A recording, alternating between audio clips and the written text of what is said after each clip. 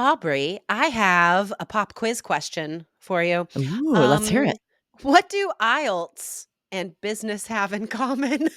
I like this question actually. There are so many roadblocks that can keep you from being successful with both IELTS and business. Nailed it. Yes, guys. Today we are here to teach you how to succeed not only at IELTS, but in your future career. So, we are going to teach you two phrases that mean challenges, right? Anything that stops you from doing what you need to do. And we're going to give you examples of this vocabulary for your IELTS speaking exam and writing, by the way. But also, we want to announce that our incredible business course is discounted this week, guys. This week only. What is this discount, Aubrey? Yes, you can save up to $100 if you sign up for our business course this week.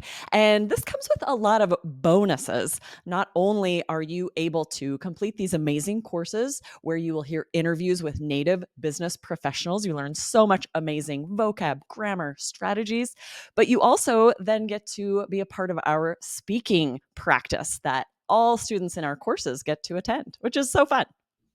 And here's the thing, guys. Work comes up all the time on IELTS, work, business, professions. You could be asked about it in part one, part two, part three, in writing task two, for example, or general training letter. Um, Topics like this come up in reading and listening passages all the time about specific professions or aspects of weird professions. Yeah. Right. But more than that, guys, you need to prepare for the future. Like, yes, this business course will help you on IELTS. It'll improve all four of your skills for IELTS, 100%. But it's also going to prepare you for your future. You're not learning English just to like pass IELTS and be done. You want to have a successful career in the future using English. Yes, and there's so much in this course for anyone who will be working in English, but even if you won't in the future be working in English, there's so much to learn just about communicating with everyone as you're traveling, as you're going through. As soon as you pass IELTS, there's a whole world out there, and we want you to be ready for it. Totally. So, if you want to check that out right now before we teach you the vocab, you can pause this episode and go to allearsenglish.com/business. You know how to spell business. So, let's get to a couple vocab phrases. The first one is roadblock. This is such a native phrase. It's idiomatic, right? So that's good for IELTS. And it's also good for any part of the exam. It could be formal or informal.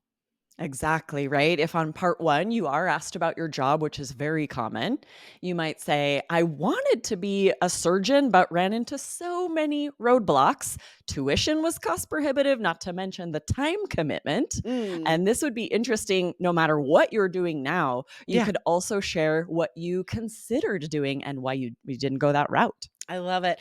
What a great way, what a fluent way to extend that answer. I love it. Yeah. Or in part three, right? The topic of healthcare comes up. So you could say something like, many hospitals face legal roadblocks which prevent them from providing adequate care for all.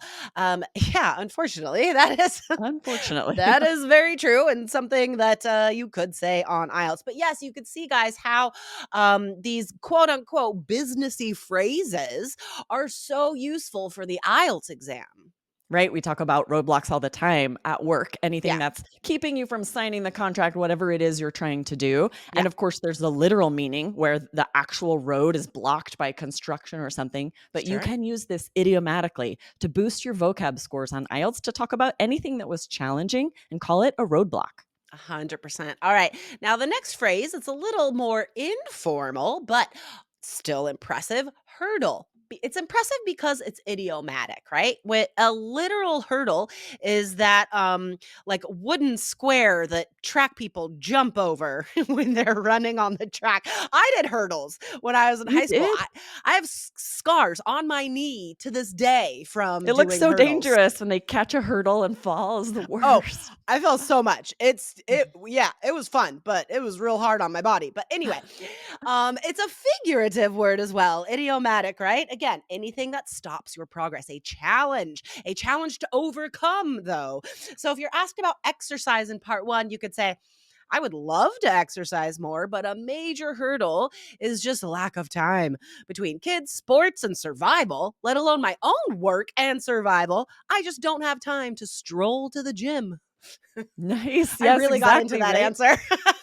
It's so true though. We all out there are hurdles that are keeping us from spending the time that with the people we want or exercising as much as we want. So there are so many IELTS answers where you're going to So be able to many. use this word on part 3 as well, Yeah, or on totally. writing task 2. If you're asked about the environment, you Yeah. could write or say, to my mind, the biggest hurdle to changing environmental laws is that we can't all agree on facts. For some, scientists' conclusions are not believed, so there's no reason to vote for more laws. Impressive.